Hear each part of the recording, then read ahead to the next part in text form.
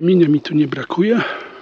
W każdym bądź razie no ten kamień ma jedną wadę, gdzieniegdzie, jak za chwilę zobaczycie, po prostu są glina, piasek i tak dalej. Dlatego też na przykład taki kamień do użycia do zaprawy betonowej średnio się nadaje, przynajmniej na tym etapie. Jak jest pełno piasku, zanieczyszczeń,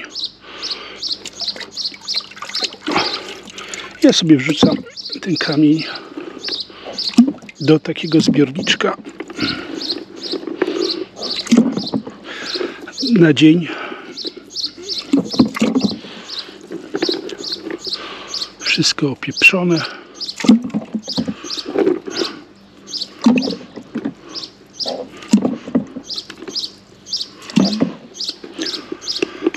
No, chodzi o cenę materiałów. Po prostu wszystko kosztuje, piasek kosztuje, żwir kosztuje, a taki materiał z odzysku możemy sobie użyć właśnie ponownie. A tu już następny etap, czyli te kamienie umyte. Jak widzicie, zanieczyszczeń się w większości pozbyłem. Przynajmniej tak mi się wydaje. No i potem ja sobie ten kamień użyję powtórnie. Po pierwsze, usuwanie zanieczyszczeń. Kamienie mogą być pokryte błotem, kurzem, piaskiem, gliną i innymi zanieczyszczeniami, które mogą wpłynąć na ich przyczepność do zaprawy czy betonu oraz na ich ogólny wygląd. Usunięcie tych zanieczyszczeń zapewnia lepszą adhezję i estetykę. Po drugie, poprawa przyczepności. Czyste kamienie mają lepszą przyczepność do zapraw murarskich, betonu czy klejów.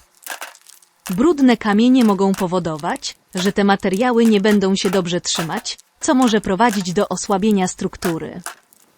Po trzecie, zapobieganie reakcji chemicznych. Niektóre zanieczyszczenia mogą zawierać substancje chemiczne, które mogą reagować z zaprawą lub betonem, co może prowadzić do niepożądanych reakcji chemicznych i osłabienia materiału. Po czwarte, estetyka. Kamienie używane w celach dekoracyjnych, takie jak elewacje, ogrody, ścieżki czy fontanny, wyglądają znacznie lepiej, gdy są czyste. Mycie kamienia usuwa plamy, mchy, porosty i inne organiczne zanieczyszczenia, co poprawia ich wygląd. Po piąte, zapobieganie problemom strukturalnym. Zanieczyszczenia mogą wpłynąć na wytrzymałość kamieni i ich zdolność do wytrzymywania obciążeń.